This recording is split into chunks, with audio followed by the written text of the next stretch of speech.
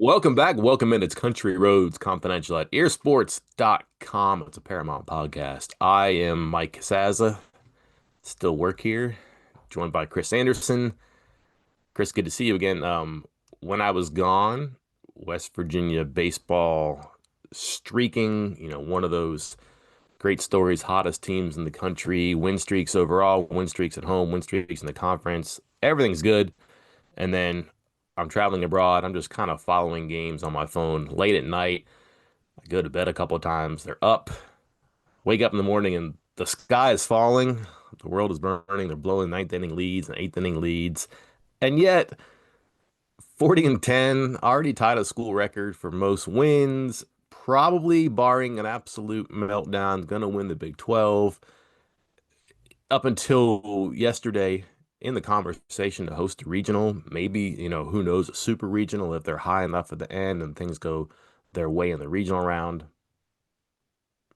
And yet, as we talk today, I just kind of feel like everybody's, I don't know, kind of bummed out, let down about this, which is, I don't know, maybe that's a sign of the height of the program. Maybe that's they're kind of prepared for the worst because it's the West Virginia way. I don't know.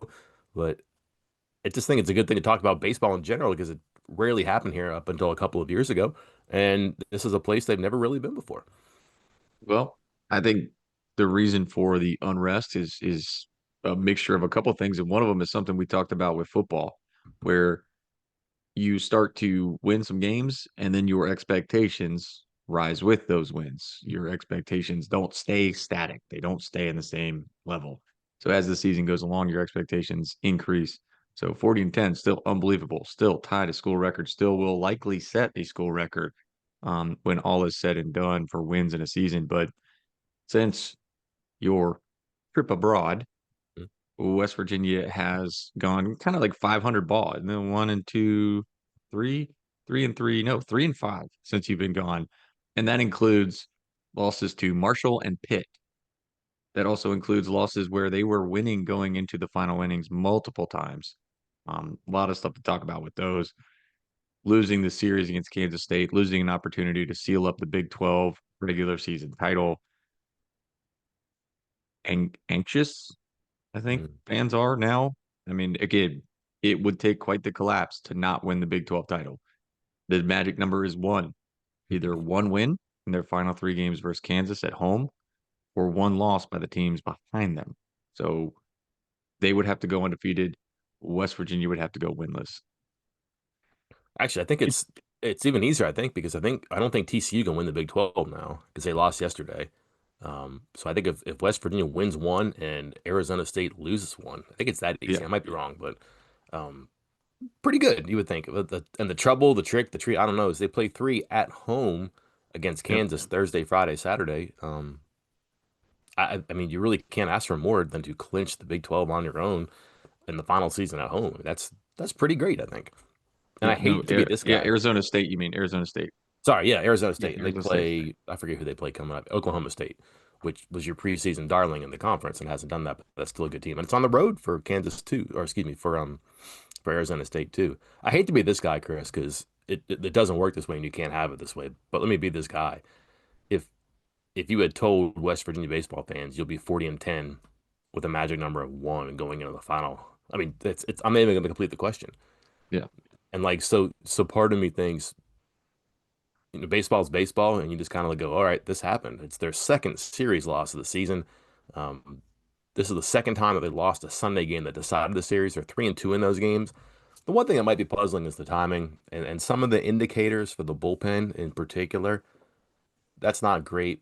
And I was writing about this yesterday in my three things piece. I kind of like the spot they were in yesterday because this is a team that has not been under pressure too often. Like I said, it's just their second series loss. They only played for the series four other times before yesterday, and they were 3-1 on those Sunday games to clinch the series. And their loss was to Arizona.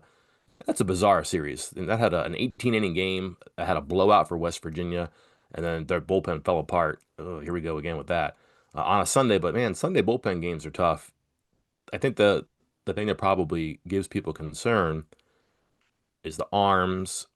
Where did Gavin Van Kempen go? Is he going to be okay? Apparently, he's been cleared to return, but he hasn't pitched. Um, do they have enough bullpen guys? And then in particular, some of their bullpen guys who've been rocks have been uh, getting rocked, I guess, sorry, lately. But man, I was looking at this morning, I'll write about this. Those bullpen letdowns lately, they're really close to being wins or something different. And then sometimes they just get away too. And again, baseball is baseball. I hate being that guy too, but it's just a different sport between the three. You're playing 50 games, and this is the first time this has happened where like you've really felt, oh no, if this happens in March, who cares? The fact that it happens in May toward the end is a big deal. But I mean, if this team is somewhat composed, there's some veterans, looks like it's well coached.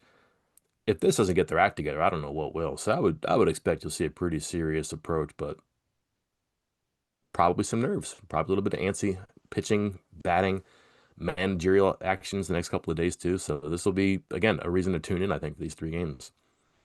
All right, let's talk about the last three games then. Let's talk about this Kansas State series, which was filled with fireworks, Yeah. errors, double plays, good pitching, bad pitching, a little bit of everything. That's all West Virginia have an opportunity to win all three games. Maybe arguably should have won all three games, but will leave the series going 1-2, losing a Big 12 series on the road. Um, Mike, how much of this did you get to catch? I know you were flying back from Italy as it was happening. Did you get to catch any of this series? I went through a lot of the play-by-play stuff and then did my best on social media to kind of find out a little bit of this and that. So yes and no. Like I've looked back, I've gone through the boxes and the play-by-play, and I've watched some stuff that I could. So yeah, let's say yeah, I have a very good idea what happened here. Well, I think some of it not that mysterious, especially on Sunday. I was doing a deep dive on Sunday's game, watching a lot of that, but really the whole series. Would you like to guess how many times the first batter for Kansas State got how many innings out of the 27 innings? How many times did the first batter get on base for Kansas State in an inning? Take a guess. And not only that, but scored too. It Well, that's was why I'm getting there. You're jumping ahead. You're jumping ahead. okay. I would say probably 27 innings. How about 13? Yeah, 12. Okay. 12 out of the 27. Out of the 25 runs that Kansas State scored, would you like to guess how many of those 25 runs were scored in those 12 innings where the first runner got on base? 18? 24 of the Oh God. 25. 24 of the 25 runs that Kansas State scored came in the 12 innings where the first batter got on base. That included Sunday, where I believe it was like 5 innings. The runner got on base and 13 or yeah, no. 5 innings that the runner got on base. All 14 runs that Kansas State scored came in those 5 innings. That only four of them, one of the innings they got out of. And this includes Friday night where, and they kept referencing it on the ESPN Plus coverage, and I think it's still, I don't even know how you would try to confirm this, but a potential school record, as they kept referencing it, 5 double plays in a game. They continued with a couple more throughout the weekend. I believe they had 8 or 9 throughout the entire weekend. So there were instances here where West Virginia was in even more trouble than the runs that they gave up, but got out of it thanks to some good fielding, some good plays, some maybe lucky plays that kept them from getting hurt more. So yeah, 24 of the 25 runs were scored when the opponent got on base first. Yeah. They left 9 on base, West Virginia, in Sunday's game, only 4 in Friday's game. So, not the Friday game was pretty even, it looked like, too. Again, just a one-run game, and West Virginia has it and has its arms lined up. You got a good start from Griffin Kern, and you throw the ball to your top relievers. You think you're going to be okay, and just maybe didn't do enough offensively there. Scored in the ninth inning, though, Chris. That was something I think about, too, because you figure, all right, it's 6-2 going into the ninth. Let's try to get one more run, two more runs, and they do that. They get a run, and they give it to their bullpen, and it just didn't work. And again, we can talk more about this and the pitching and all that. That's an obvious concern, but offensively, Chris, can you enlighten me a little bit on this stuff here? Because it sounds like you've dug in, and I'm looking at just like box score numbers here. And for example, the Friday game is 7 runs, 11 hits, only one error for Kansas State, just 4 left on base.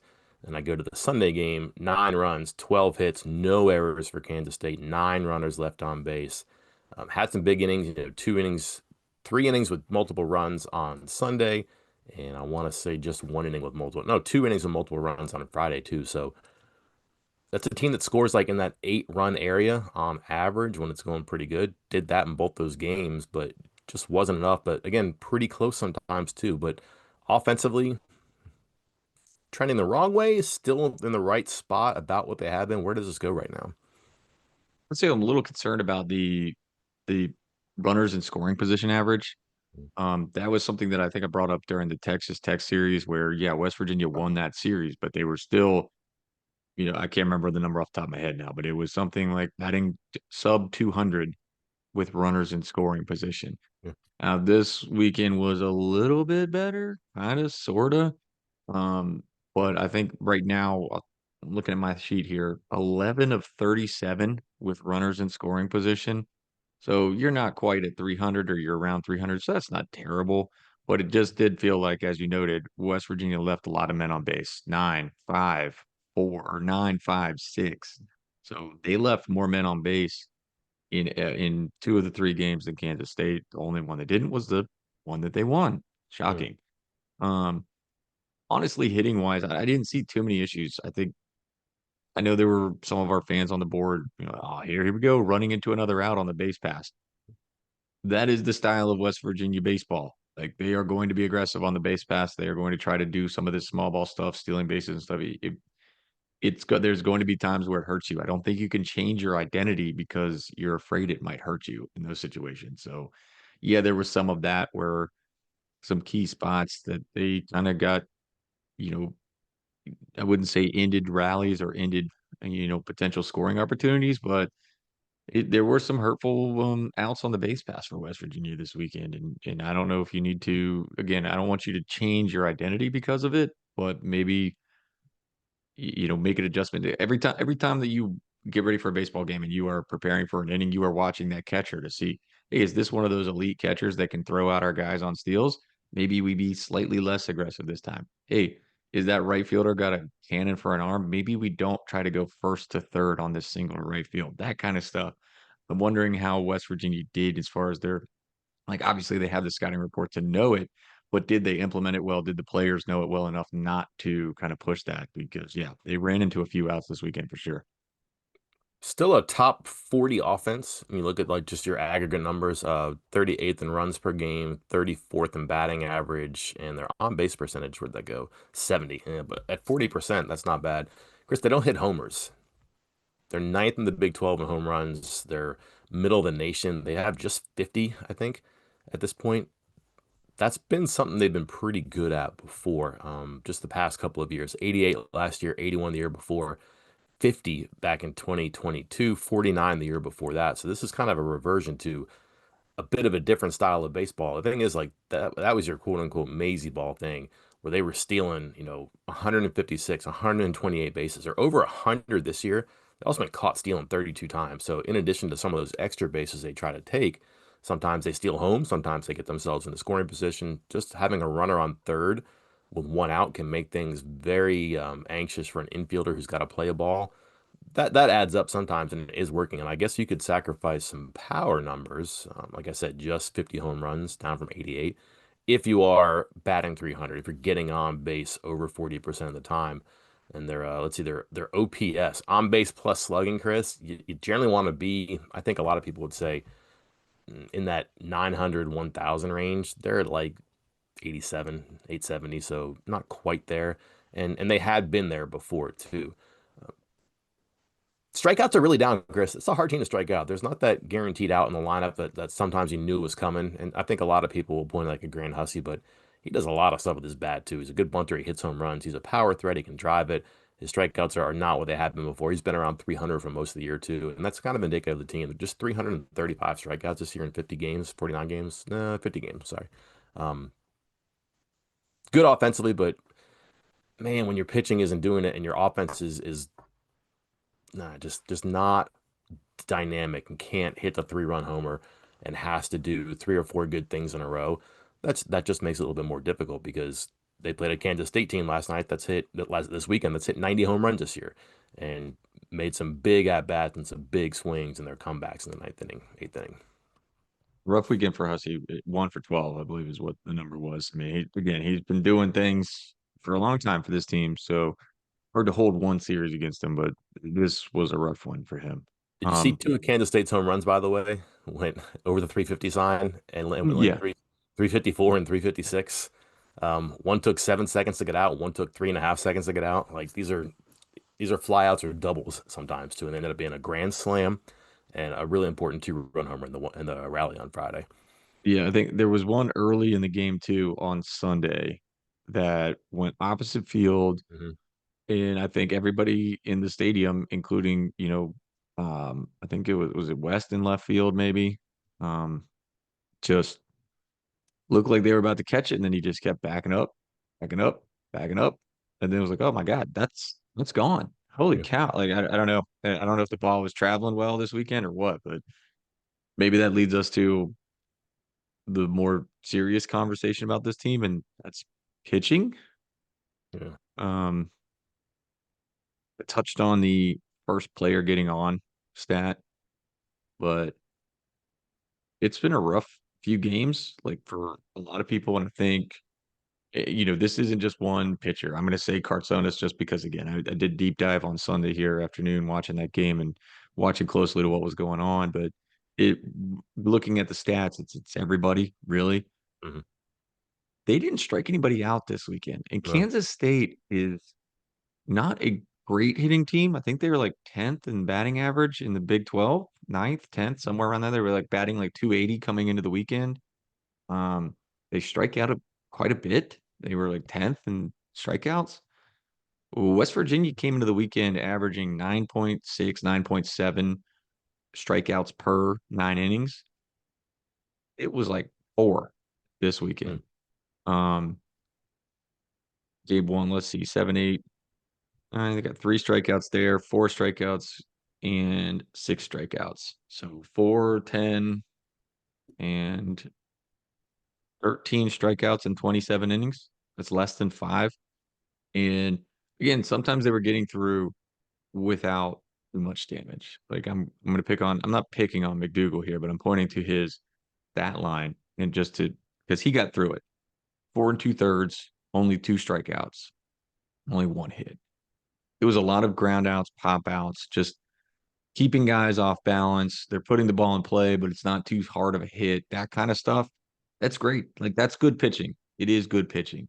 But when you are not getting that swing and miss stuff, when those guys are putting the ball in play, even if it's ground balls, putting so much pressure on your defense.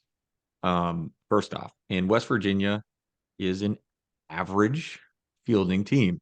Went back and looked at their fielding percentage. They come in and ranked, I think it was 140th out of 300 teams. They are almost squarely in the middle nationally speaking on fielding percentage. So they're not great. They're not terrible. But if you're going to put the ball in play more and more and more and more and more and more, they're going to make more and more mistakes. I think they only got credited with 3 errors. There were a couple other plays throughout the weekend that you could certainly look at and say, that that's probably an error in the coach's mind. Maybe not in the official scorebook, but in the coach's mind for sure. And that's going to add up. And then not to get all Crash Davisy on you here, but you keep poking the ball into play, you're going to get a little flare, a little squeaker, a little ground ball with eyes, or whatever else he says in Bull Durham. They're going to get through. And eventually those are going to kind of string together. And that's kind of what happened this weekend.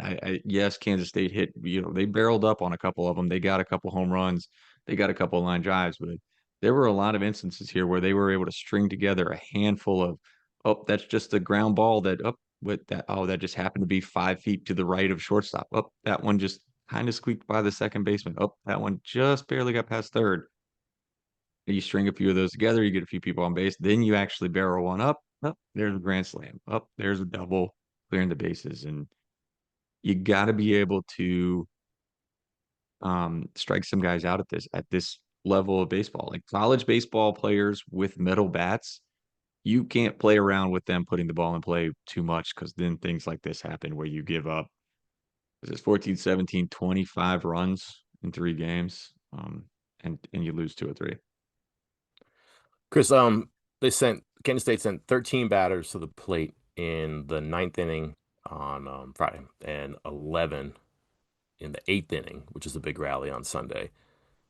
So 24 batters to the plate. Um, four saw four or more pitches. They were hacking, and I'm looking at these pitch counts, and these actually, Chris, nobody saw more than four pitches. It's a four pitch walk, a four pitch strikeout, a four pitch strikeout. Um, they're hacking first pitch a bunch in those innings, and you put those two together. Listen, that's how they hit 90 home runs. They swing. That's how they strike out a lot because they swing. But when you don't have that strikeout stuff and you're not missing bats, especially I think probably more on Sunday, some of the relievers just did not seem. They thought their stuff was going to win mano a mano.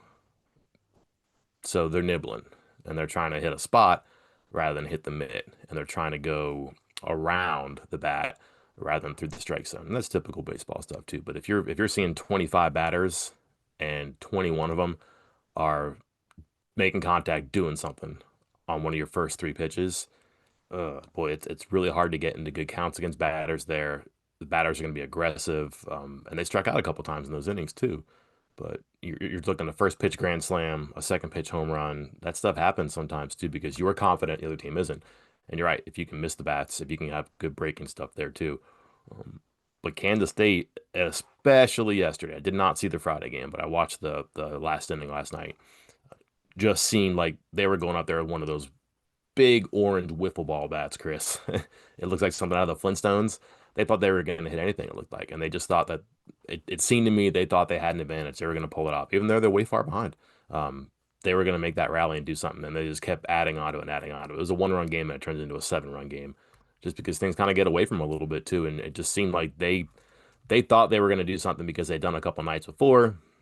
And I think West Virginia's pitchers were like, wait a minute, this just happened to us a couple of nights before. And that's how an 8-7 game turns into a 14-7 game pretty quickly.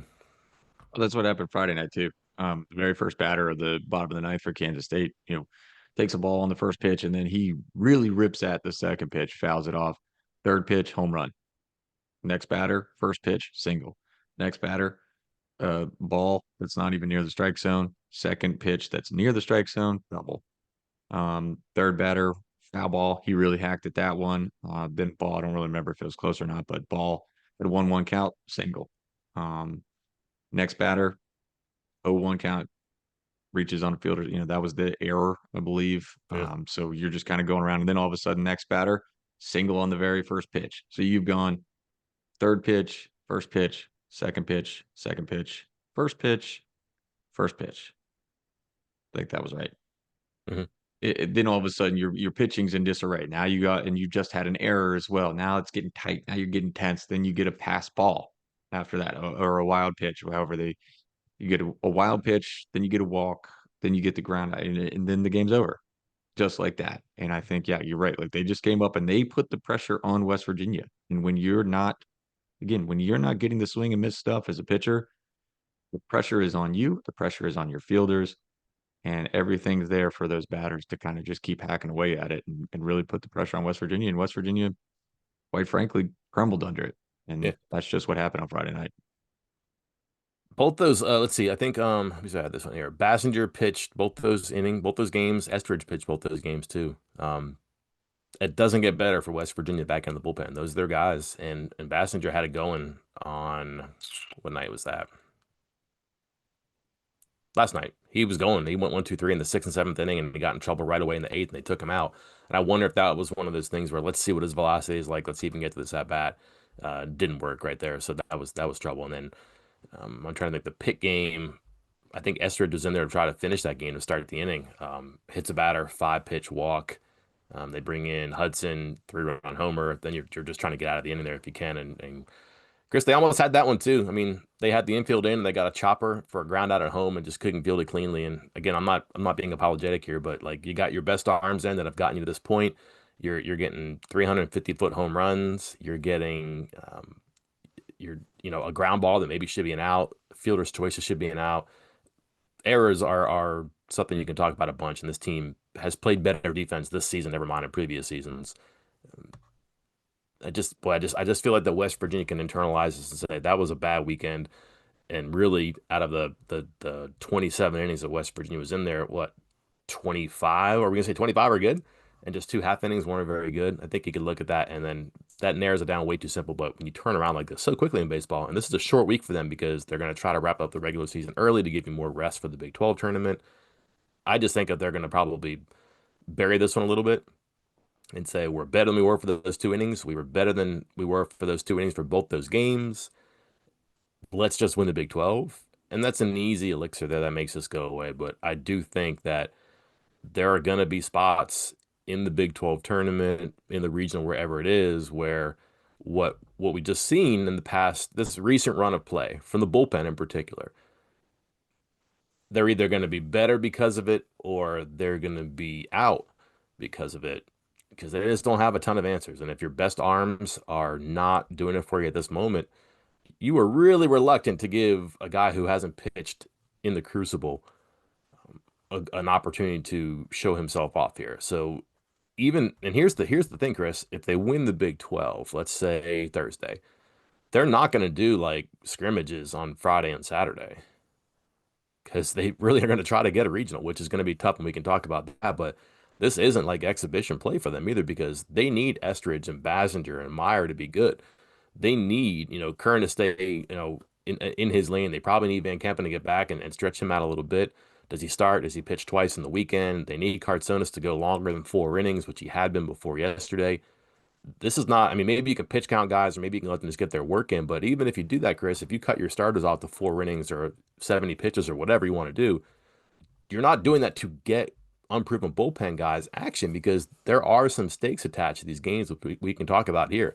They might have fumbled a regional Sunday, but a sweep or 2-1, and then I don't know, a Big 12 championship that fixes everything, I guess. But like it's harder right now to get to where they wanted to go just 24 hours ago. That's the loss.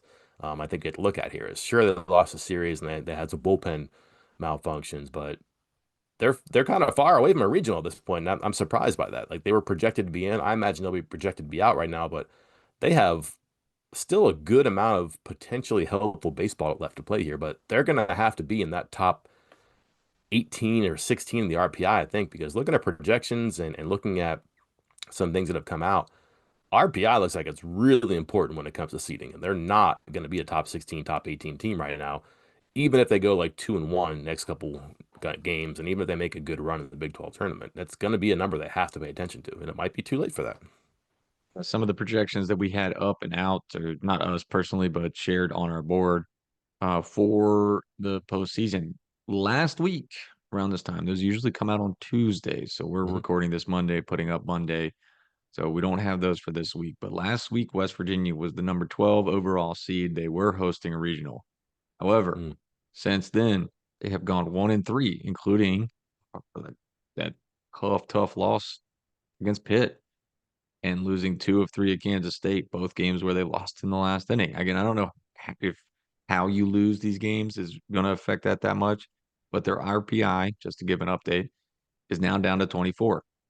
Um, it's going to be a very difficult argument to say, hey, we're a top 16 team. We should host a regional when your RPI is in the 20s.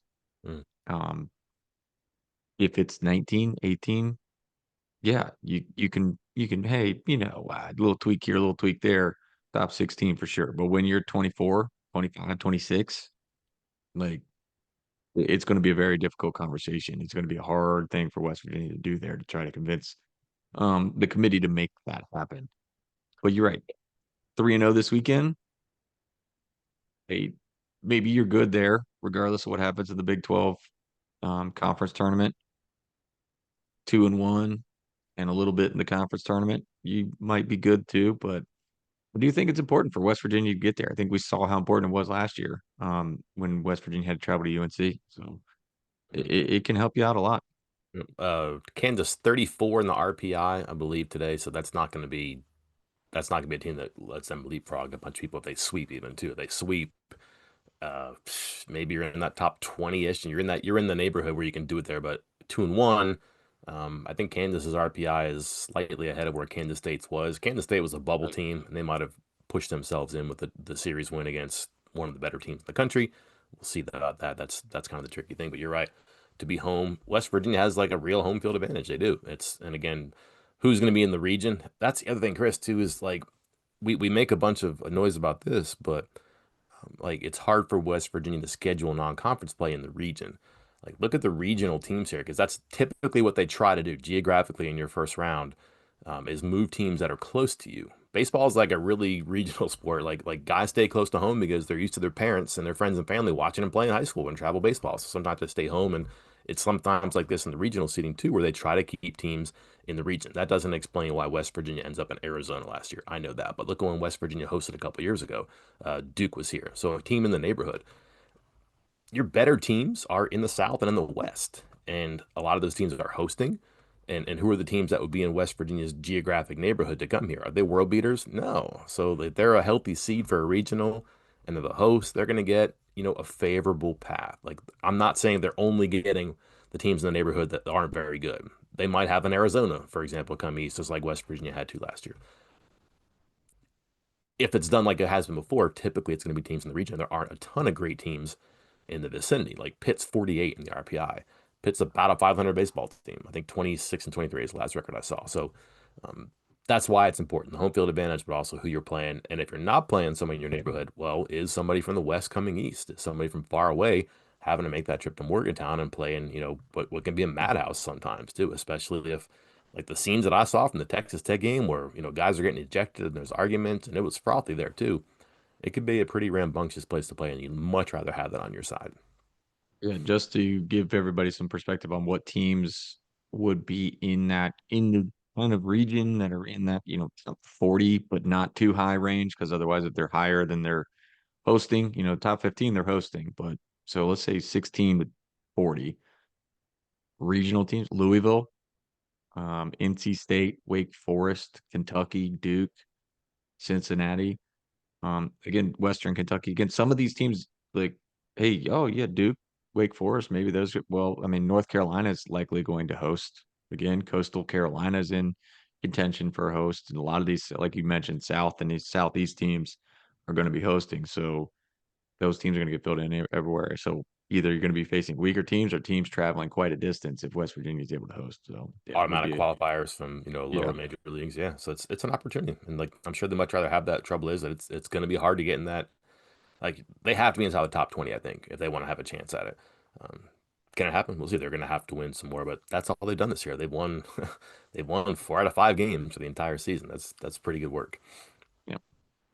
Well, Mike, I think we're gonna wrap up baseball, get this out for Monday morning. Come back everybody for Tuesday morning so that Mike and I can talk whatever other sports that West Virginia University is involved in, since they are now a baseball school. Hmm. Did anything happen?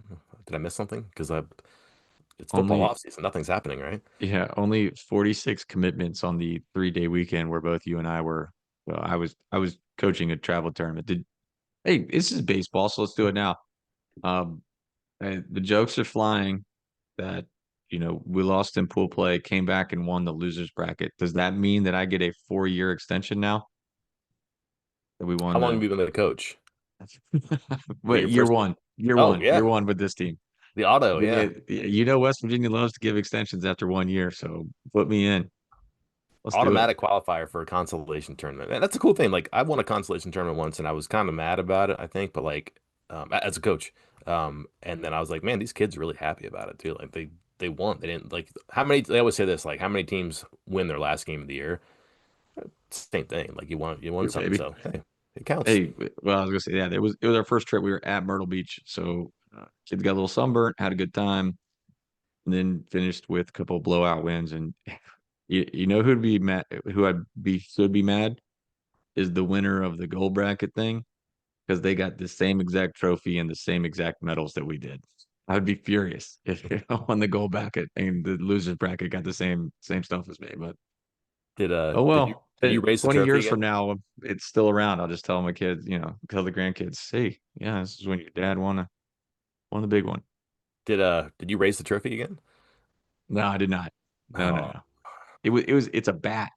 So it's not like the trophy, like the picture you had of me. Yeah, It's a little, I had a it's a view. bit. Yeah. Well, Some- I think I posted it. I didn't even, did I post it on Twitter? Maybe. I don't know. just so we're clear, I want to bring this up. 3 years ago, What was that? That was machine pitch. So that was 8-year-olds. Yeah. So about 3 years ago. your team wins a tournament. Um, and the screen cap that I was sent was you raising the trophy above the kids' heads. Like, I did this. It's me. It's mine. Thank And you. and on the rare occasion that you call me now, that's the photo that pops up too. So it's I good. love it. All right. Well, plenty more baseball to talk here. Again, Thursday, Friday, Saturday games this week. So don't worry about your schedule being screwed up if you're looking at a game and it's online. You didn't fall asleep Rip Van Winkle style. They're playing the games early so they can get some rest for the Big 12 tournament, which is next weekend.